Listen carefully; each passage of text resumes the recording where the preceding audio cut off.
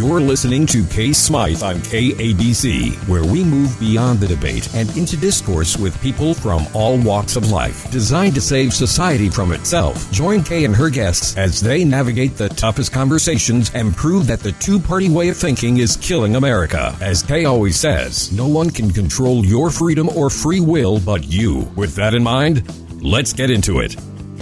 Okay, welcome back to the KAY SMYTHE Show on KABC. I am joined again this week, obviously, by Danny Ho. How you doing, Danny? Good, how are you? I'm good. It's been one of those weeks. We're pre-recording a little way ahead of time, actually. And so even though this episode isn't coming out for another couple of weeks, we're currently dealing with, right now, the kind of Hunter Biden story. And it's crazy because last week on LDK? Or on one of the most recent shows that we did, Lanny June, also here in the studio with us today.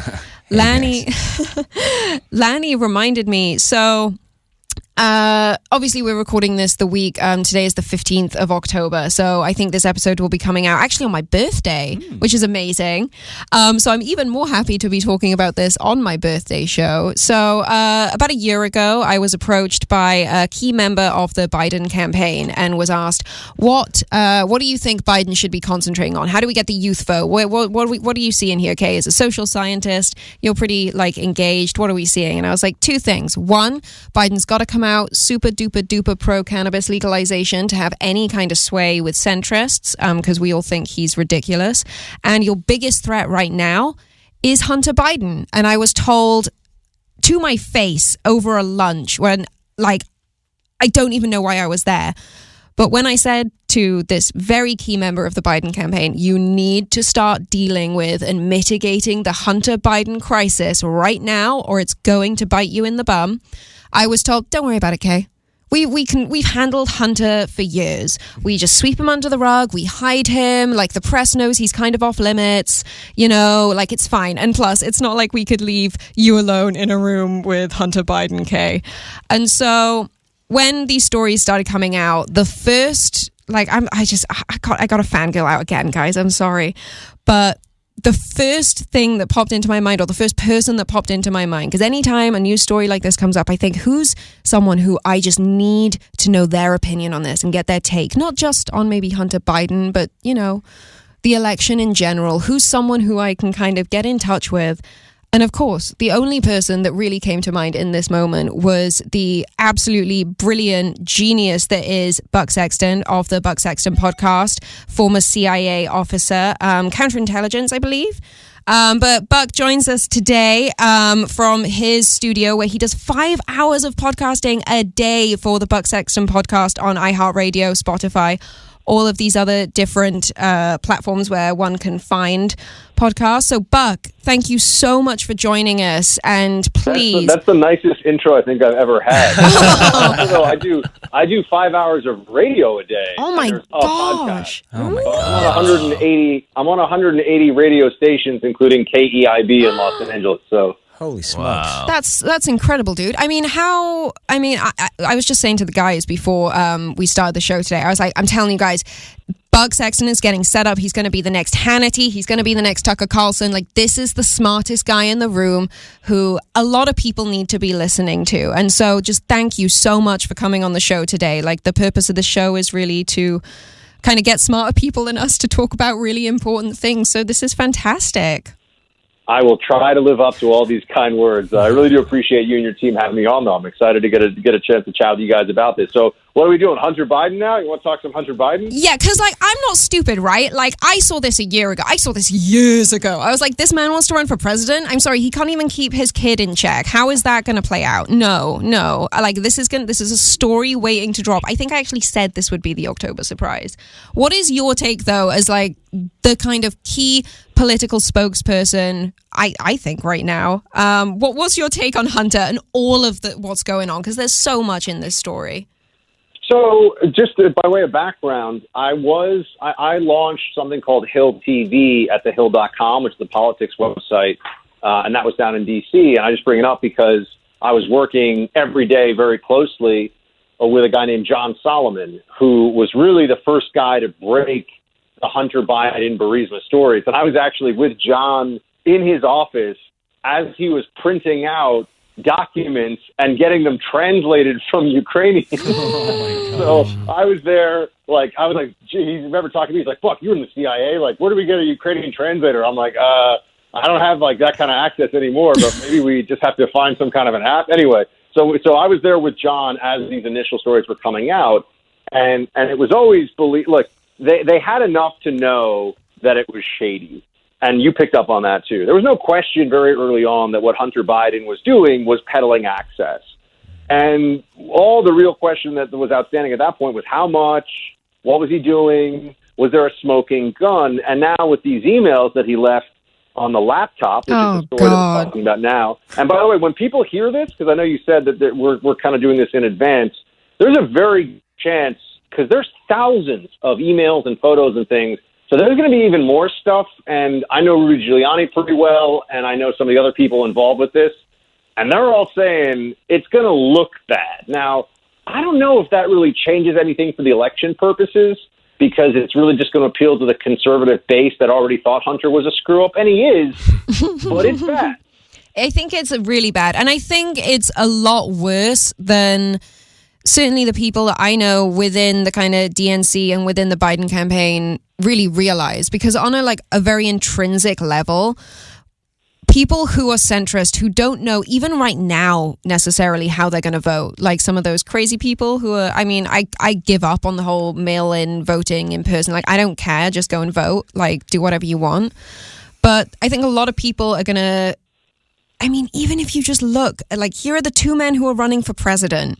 Here's what one has done in 50 years, and here's what his son has turned out like. Here's what another one's done in 4, and look how, I was saying right before we came on the show, any of Trump's children should be considering running for political office into the future.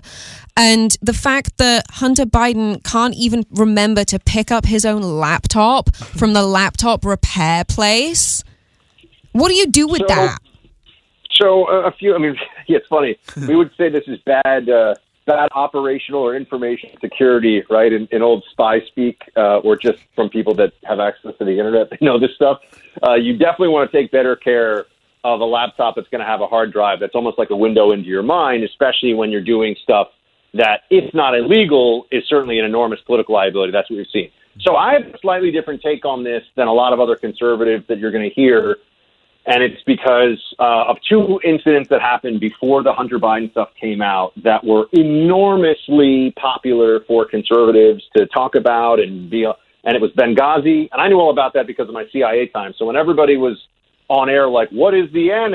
I'm like, what? I'm sitting there. I used to be in the agency. I have confidentiality obligations that stay to this day. And I had to sit there and say, yeah, those weren't State Department guys running around with machine guns. I had to just sort of play dumb on air, which was a very weird thing. Wow. But I told people after Obama got elected, don't expect accountability. Mm-hmm. There's not going to be any for Benghazi. And with the Durham probe, which is still going on, I said, don't expect accountability. The deep state is going to get away with this, basically. I was certainly right on Benghazi. Looks like I'm right on Durham. So I tell them things even when I know it's not very, very popular. And on this thing, I don't think that the child of somebody that's running for office being a mess up really moves the needle in terms of those undecideds you're talking about. And look, I could be wrong, but historically speaking, the media look at the Kennedys. The media is used to this. That guy drowned a woman, Teddy Kennedy. And they're like, we're not laughing at the fact he drowned a woman. We're just laughing at the hyperbole of it all, I promise. No, but he did. It's like, and they were like, everybody makes mistakes. That was really the lion of the Senate, Teddy Kennedy. So they're used to covering up that thing. The problem here, as I see it, is the lying about it so much from both Biden and the media. And now when you add on top of it the big tech censorship to try to suppress the stories in the early days when this came out, and now it looks like a conspiracy around something that's just gross, but I don't think would have been fatal for the campaign. But we'll see if I'm right on that. I'm very interested to see how it plays out, because so part of my work, obviously I'm overly exposed to the general public, just both in terms of the consulting side and, people hit me up, people tell me things because they know that I'll use their opinion to, I guess, create policy ideas and to support the kind of private enterprise and the public sector people that I work with. And when we get back after the break, I would love to talk to you just a little bit more about, I think it's actually a lot of the undecideds for them. What I'm seeing is they're just going like, this is the last straw. They don't want to be involved. I think a lot more people are not going to go out and vote who would have voted for Biden, because I agree. I think that so long as, like, I mean, thank goodness for Fox News and thank goodness for the international press, because they seem to be covering this Hunter Biden story far more than the American media. And the fact that big tech did suppress, I mean, that whole thing this week with Twitter, big tech, that's what I really want to lean into as well in the next segment, because all of this is just turning people off from society in general. So when we get back from this quick commercial break, we've got Buck Sexton here. It's very exciting to have you. And yeah, how are you going to fix the planet, Buck? We kind of need you. I'm on it.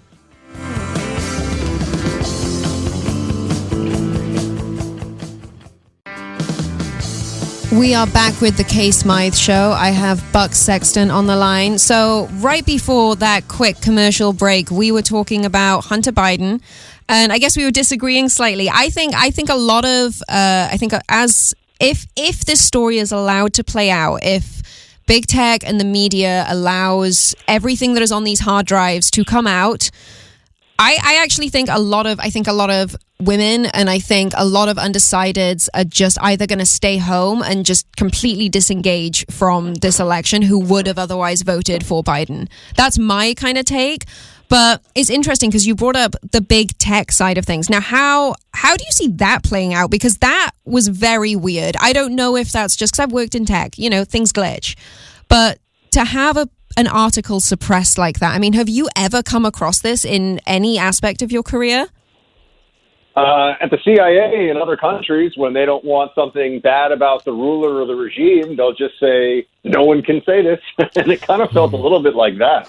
So what other countries? What other countries would do that? Well, I can't tell you about what other countries do that from my CIA time. I can neither confirm nor deny, but there are countries out there that, I mean, look, there are countries that make criticism, and famously even something like Thailand, everyone who's ever been there as a tourist knows, criticism of the king can land you in the slammer, right? So there are plenty of countries where, and they're serious about that. I never forget watching, I was at a movie theater in Thailand, and everyone stood up, and the king was on the screen, and they're almost like, I'm not saluting someone else's flag or king, but I also don't want to go to prison, so, like, what do I do here? But anyway, the big tech part of this, so the reason this got such a fear on social media, and it's funny, a fury on social media because of social media suppression, was because conservatives have been saying for years, okay, if the mistakes are good faith, like you brought up glitches, if the mistakes are good faith, then it's a mathematical certainty that there would have to be times where an article about how, amazing Ruth Bader Ginsburg was or something like that would get blocked. But that never happens. The only things that ever get blocked and the only people who ever get suspended when they shouldn't or shut down when they shouldn't are decisions that adversely affect conservatives and the right.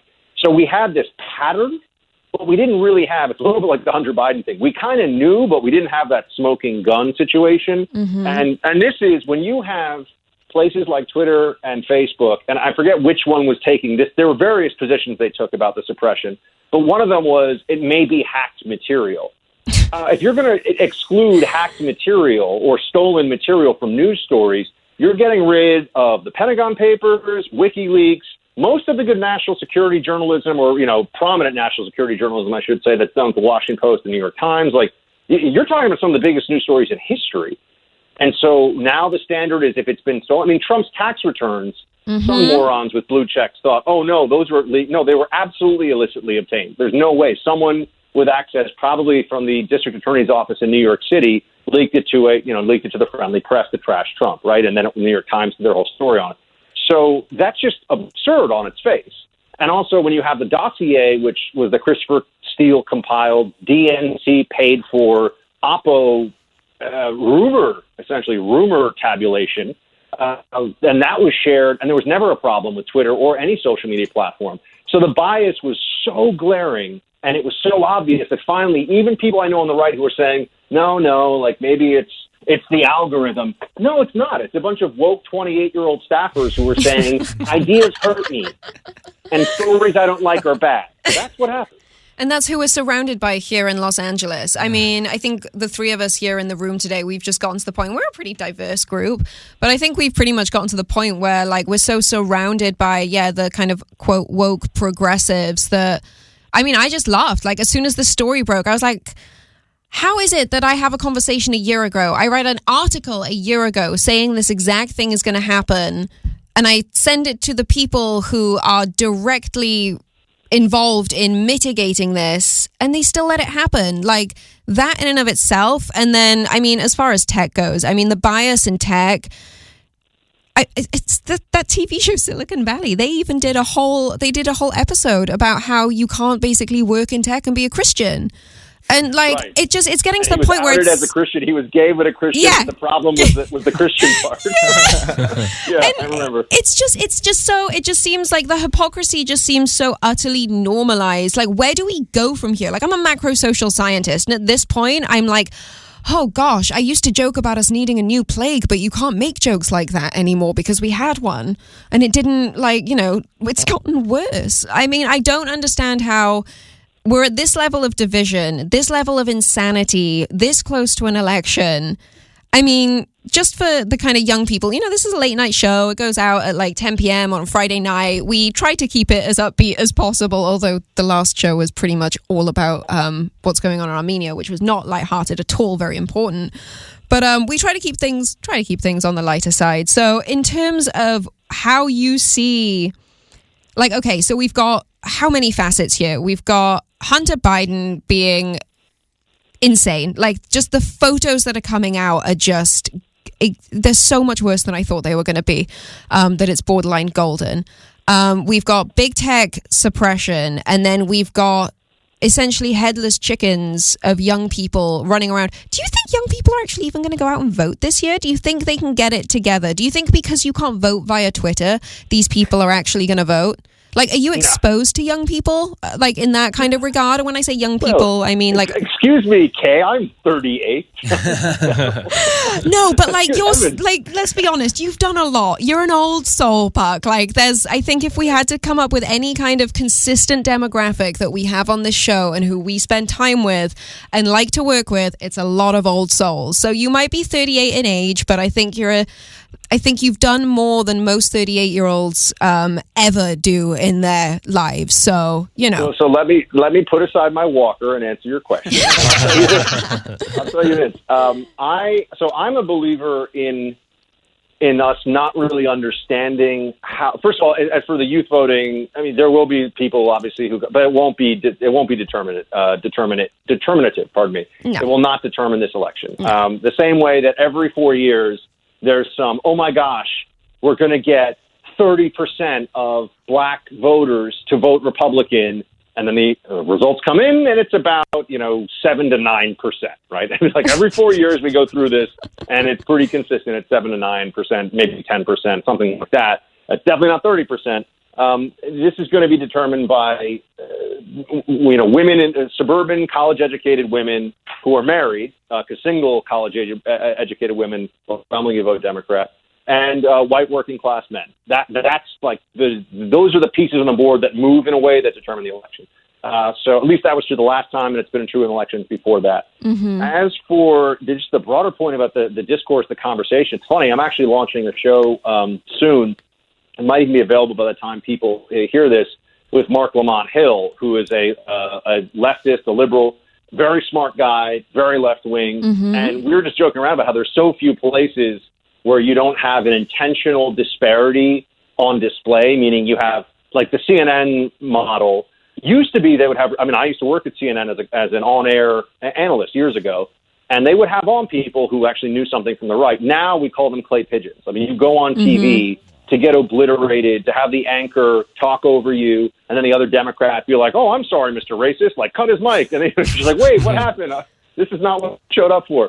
So, and that happens that happens pretty broadly. I will say, Fox News, for all the hate that a lot of liberals out in California and other places will throw at it, they do allow real, Pete Buttigieg goes on there and debates with the anchors. They allow real liberals on in a way that you just don't see the same kind of stuff at MSNBC and CNN. And then you have just I think this tech stuff is rewiring our brains. Like, I get a little dark about this. I think that we're not supposed to be in constant contact, and we're not supposed to feel like all of us are empowered to share every thought with the entire planet, which is effectively what you're doing and putting it online. I mean, I could make entire books of the stuff that's like death threats and you're horrible and you're ugly and go kill yourself and all this stuff online. And I'm like, I just said I thought we shouldn't raise the tax rate. Like, people have completely lost their minds. I mean, it's like nothing else we've ever seen in human history. And I don't know if it's just we're more aware of it or if it's being magnified, but I do know it's being normalized. I mean, we just watched a documentary, Kay and I, about how these executives who formerly worked at Facebook and Twitter and these conglomerates, all of these people, every single one of these executives will not give their own children a tablet or a smartphone because they know what it will do. Not what it does, what it will do. Yeah. And it just goes to show that's like the basis of our society is social media. And so the foundation of it is already cracked because social media is, I don't know what you call social media. Well, it is a foundation for the youth now. It is. For sure. I mean, even for us. It's raising people more than their own parents. Right. And so all these stories of misinformation, it's just from the grassroots up. It's just always incorrect or wrong. I honestly couldn't agree more. And yeah, when we get back after this next commercial break, let's talk more about that. Because maybe let's move away from like dissing Hunter Biden. Because like I would love to have Hunter Biden come on the show. It's funny. If they had let me, he would have the same image as Donald Trump Jr. right now. But they wouldn't let me near him. They just wouldn't let me do that. So let's maybe stop ragging on Hunter. Let's stop being horrible to each other. And yeah, because that's like, I mean, like, Danny, what's your kind of go-to phrase here? Like, can't we all just get along? Just get along, agree to disagree. Yeah, exactly. And that is, I think, something that's really missed. And Buck, like, having your take, considering that you're launching a very bipartisan new show, I'm assuming, like, we'd love to kind of dig into that and what that looks like. So when we come back after this commercial break from the KAY Smythe Show here with Buck Sexton today, and we're having fun.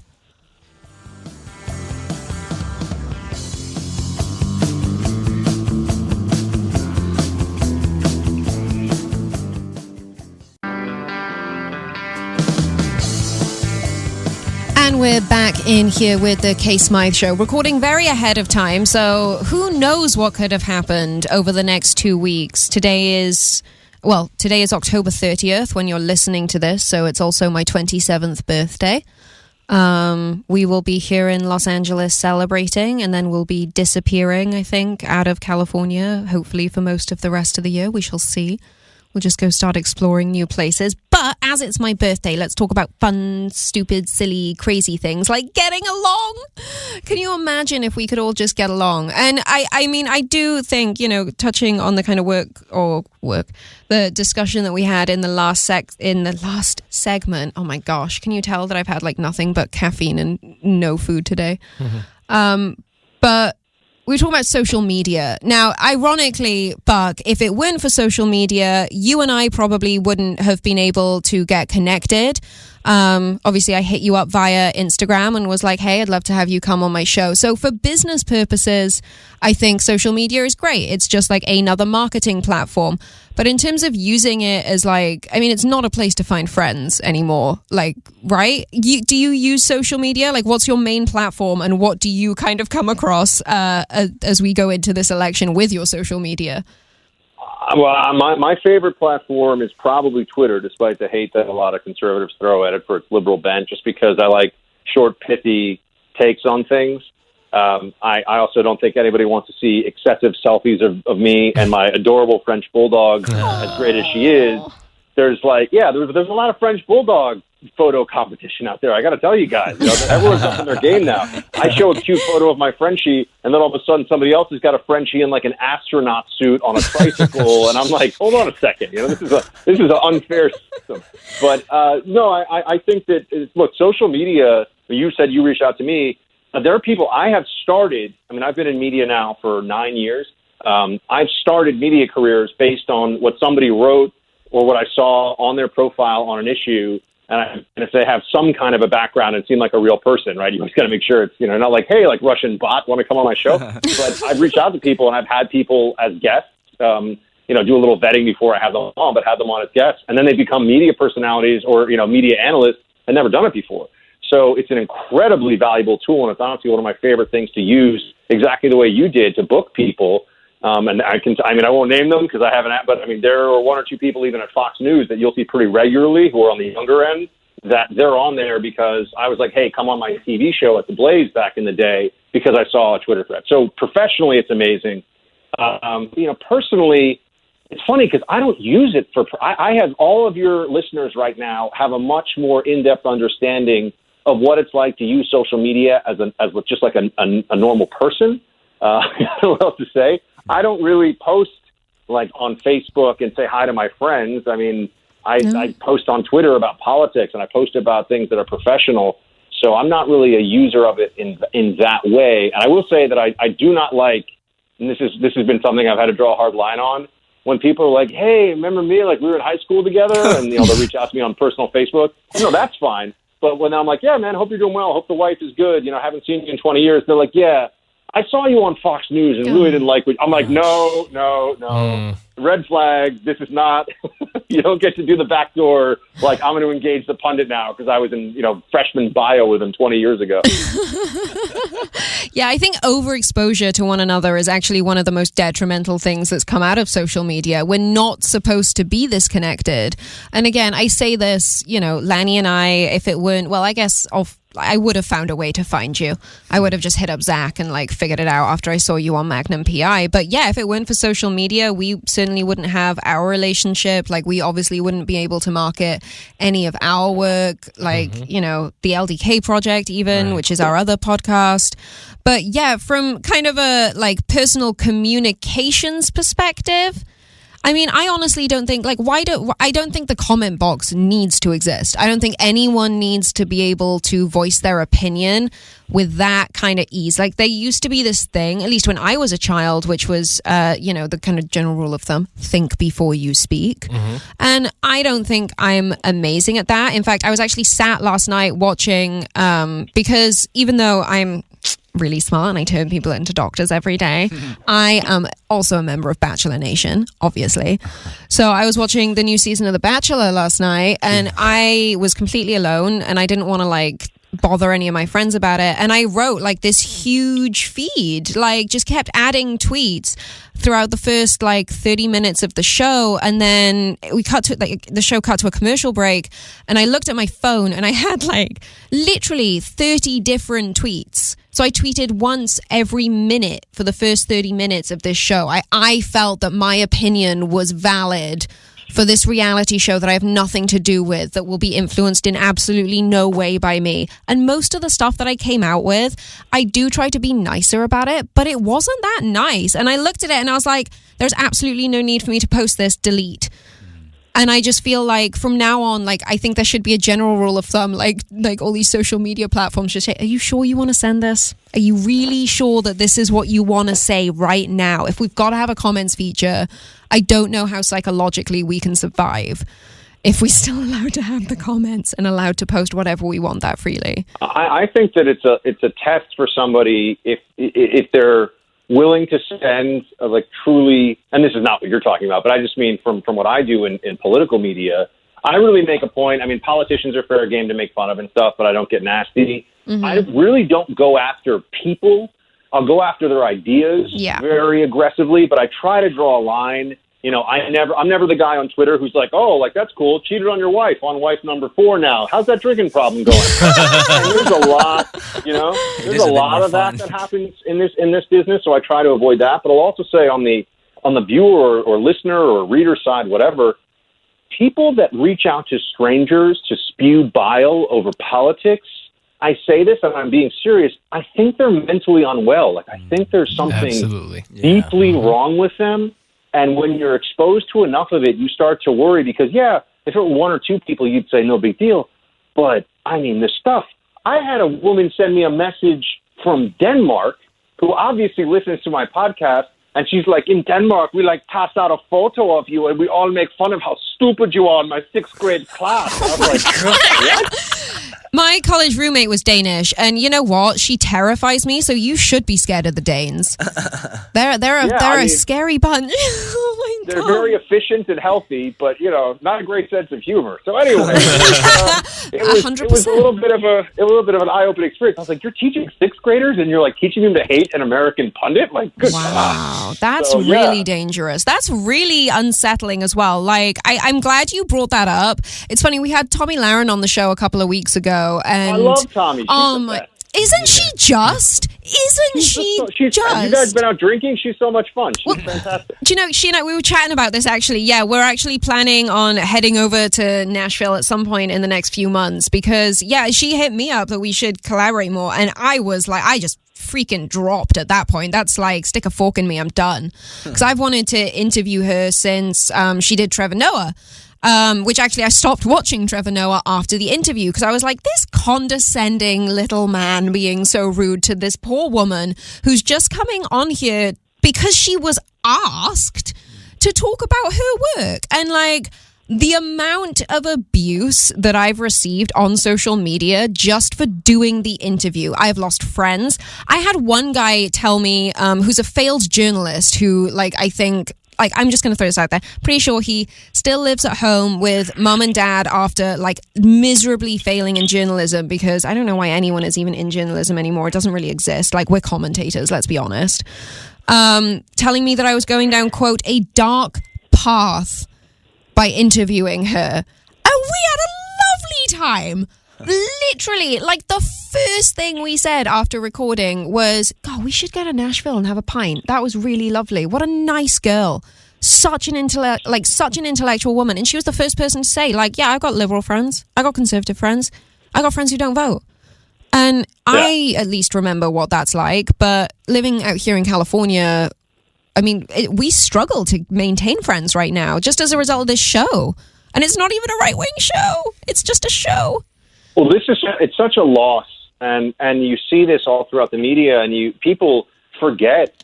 Things like Tucker Carlson, who you mentioned at the start of the interview. Tucker got his, he got his start at CNN on a left-right show, and then he went to MSNBC. Mm-hmm. Ann Coulter, who's a dear friend of mine, a fantastic woman, brilliant, hilarious. The only cable news channel that has ever given her a paycheck was MSNBC. People forget there used to be this sense of politics is this crazy wild arena. Let's hear from smart, interesting voices from all over the place. Now it's all echo chamber all the time. And people get very uncomfortable when they come out of their echo chamber. And I try to even remind libs, one of my favorite writers is a man of the left, Christopher Hitchens, actually probably a countryman of yours. Yeah. I was going to say, and brilliant. Hitch, of course. I've read every book Hitch has ever written. I read all of his columns. And one thing that I remember, I think he was actually doing one of his speeches, he said is, you should want to hear from a flat earther because otherwise what happens, and he sort of did this experiment, which is, explain to me why the earth isn't flat. And people just walk around and they all go, well, I know the earth is round. Okay, that's true and that's great. Why? How do you know that? Very few people could explain that to you. And so they lack this ability to even make the argument anymore because it's all just parroting the pre-approved slogan. And out in California, there's so much of this. There's so much of it in New York, too, where I am. But I will say in Brooklyn, the libs seem like they read only left-wing stuff, but they read a lot of books. In L.A., it's like, well, Janine Garofalo says, and I'm kind of like, oh, my God. Oh, my God, don't. Yeah, no. Out here in Los Angeles, that's why. And actually, just before we cut into this is our last commercial break, right?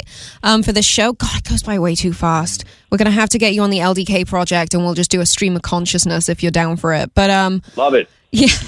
One of the things that, now I've completely lost my train of thought, but one of the things that you mentioned, the echo chamber, people will just read the headlines. They will only listen to what their celebrities and the stuff that's coming out from celebrities. Babe, you're an actor. Please don't ever do one of those I take responsibility videos. No, I don't understand. Yes, Hollywood is absolutely guilty for taking this stance on trying to change the world when it's not our job. It's great to have ideas, but when did it become a fad to, when you make a certain amount of money, you have to say, if I can make it, you can make it, and let me help you. And you spew this knowledge that you have, whether it's politics, religion, or creed, or whatever it is. Why do you feel like you have a platform because you're making a lot of money when you know nothing of politics? Exactly. And when we come back after this next commercial break, let's talk more about that. Like, is celebrity damaging to politics? Because I think it is. I think it warps people's ability to vote. So thank you. You're listening to the KAY Smythe Show. We're here with Buck Sexton. We'll be right back.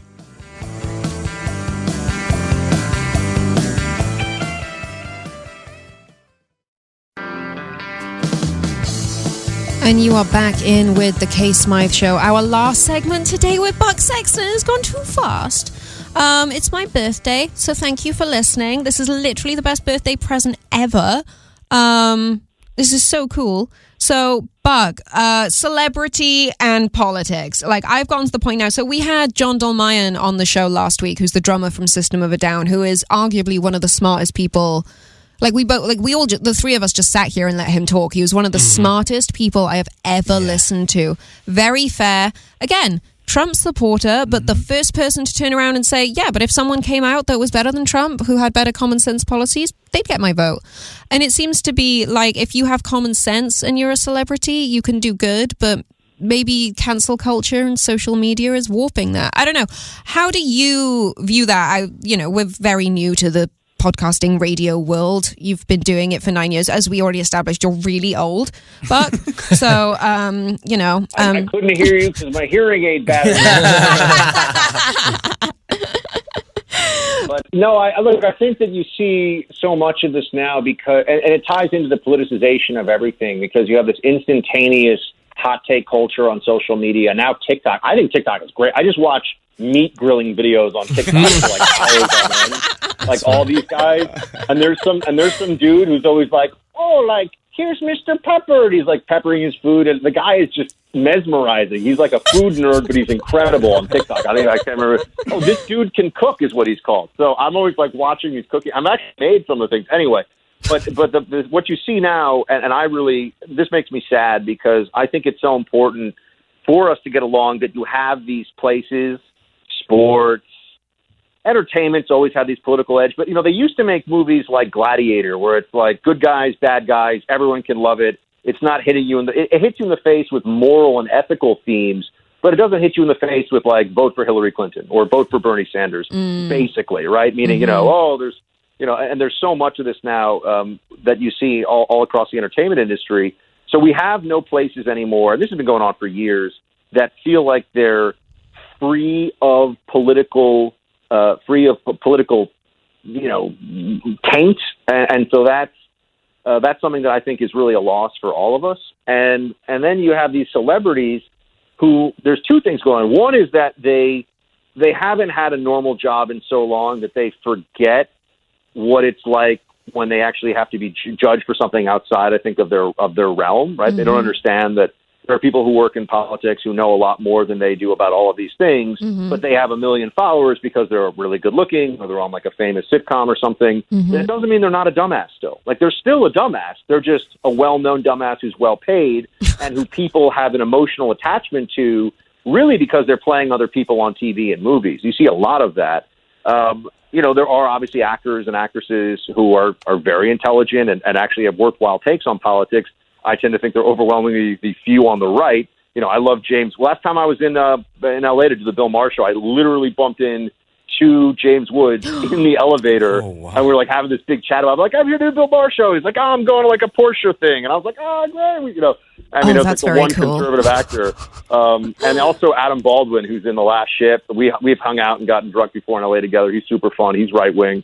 So there are some of these guys, but wouldn't it be nice if everyone could just be like, hey, we're going to have some places where it doesn't have to be who do you vote for. Dating apps. I'm not on any. I have a girlfriend, but dating apps. I got a couple of friends. I got a few very close friends who are in the game still very much.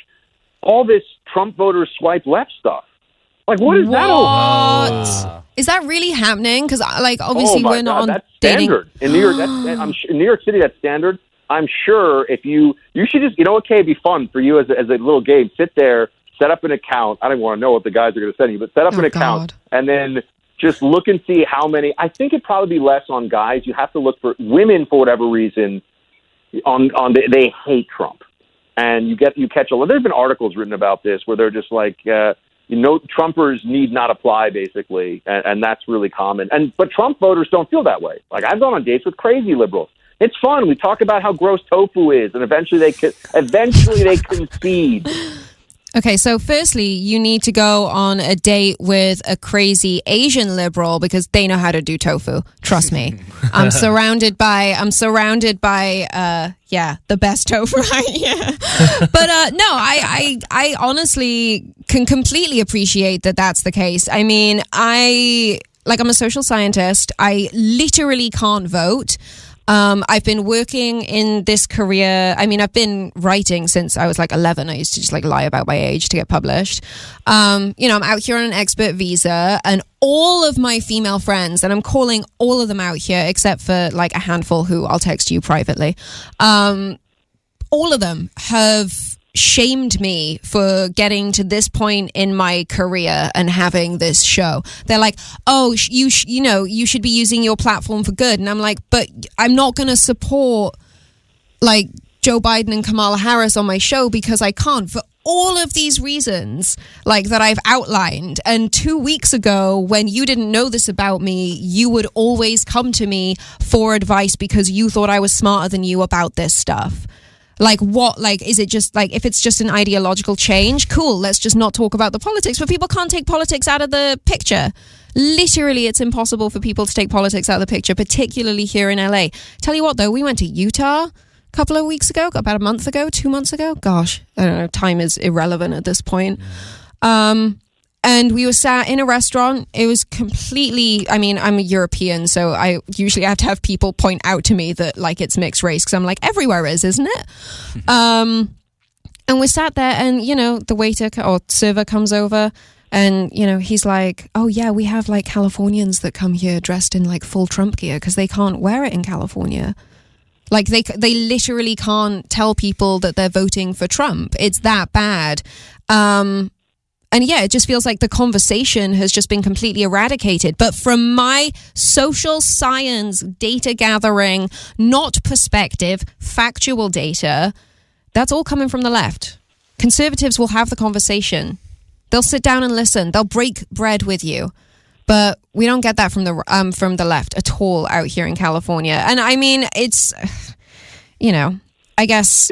Well, there's sympathy that you, as a conservative, you have sympathy for the idea of wanting to learn more, of not always having everyone agree with you, of feeling uncertain in a position because, starting at a very young age, but I've just always thought this way. I'm always amazed. I'm from Manhattan. I mean, I grew up in New York City. I grew up on the Upper East Side, and I went to this high school. It's kind of an interesting place. It's actually, the whole school is a scholarship school. So most of the kids are, you consider them lower middle class to low income.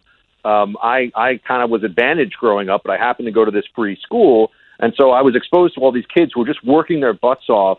A lot of them are first generation immigrants, irrespective of income or anything else. They just were doing this incredible job.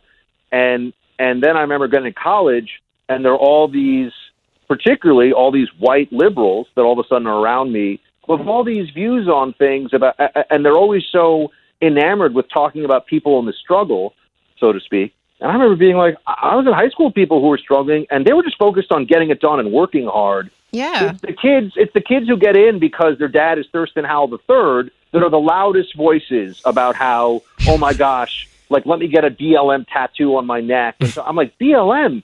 You just left the country club 5 minutes ago. Like, what are you even talking about? There's so much of this, and it's just conformity and seeking social advantage, and it's so fraudulent, but it feels good. And that's where we get into the virtue signaling part of it, whereas conservatives know what it's like to be on a campus where people think that you're kind of like weird because you say you're a Republican, or, you don't necessarily go along with the radical leftist views of the professor in the classroom. And that just expands into adult life, because you've been in that position. Whereas I know libs, plenty of them, who have the most elite education you can get in America. They've gone to the fanciest schools you can go to. They've never really been confronted with an argument about some of their core beliefs where they haven't felt like I can just fall back on the false security of consensus.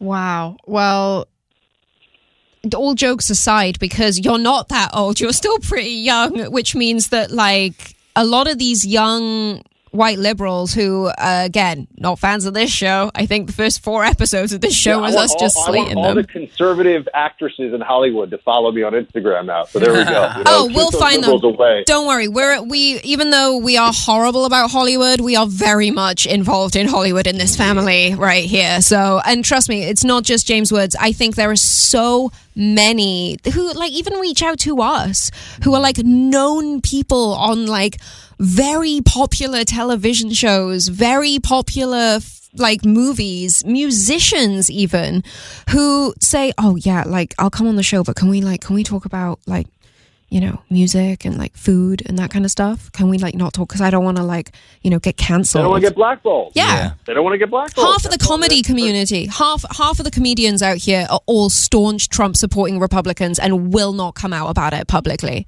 You cannot be funny if you are woke. It's impossible. Wokeness, if you're truly woke, you cannot be funny, because wokeness is an ideology that at its core is about avoidance of offense and using avoidance of offense as a lever to achieve political power. And if your fundamental principle is I will not offend, you will never be funny. It's not possible. So that's why even comedians people think of as being sympathetic to the left. What is the funniest thing that Dave Chappelle did? I mean, the thing that people remember the most from his comedy stand-up. It also got him in the most trouble, right? It was when he talked about what he called, quote, the alphabet people. The L's, the B's, the T's, that, remember that from his big special? He got in a lot of trouble for that. But everyone remembers that because he was dancing around those edges of what's memorable and what you can say, and he was pushing boundaries. I mean, getting up on TV and talking about how Trump is orange and fat and, talking about his anatomy and his hands and all, like, this is the joke that only stupid people laugh at, unfortunately. It's kind of sad, actually. I think they've really killed comedy. I used to watch in college. I was a right-winger. I watched The Daily Show with Jon Stewart, not every night, but frequently. And I was always like, I know this is propaganda. I know it's unfair, but this guy's really good, and I respect the game. The difference. So, Buck, I'm so sorry we've got to wrap up here tonight, but we would love to have you. Right? This is a 3-hour show.